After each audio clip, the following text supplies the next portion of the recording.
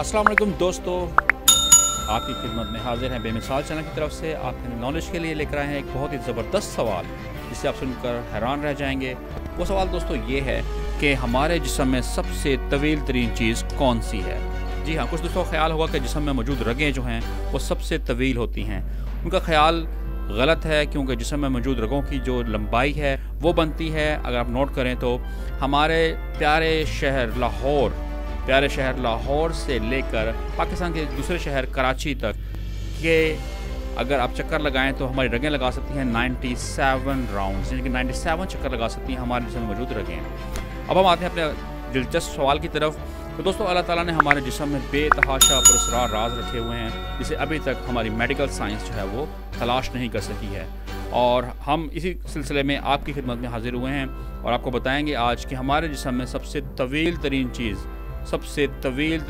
सबसे लंबी चीज़ कौन सी है, जिसे सुनकर आप हैरान रह जाएंगे कि क्या ऐसा भी हो सकता है।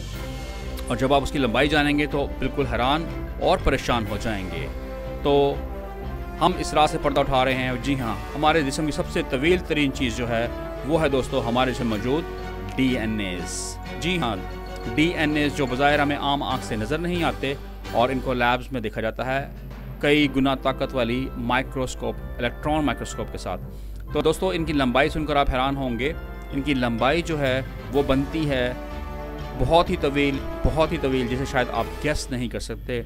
तो आपको मैं इसकी लंबाई जब बताऊंगा तो आप हैरान रह जाएंगे और परेशान हो जाएंगे।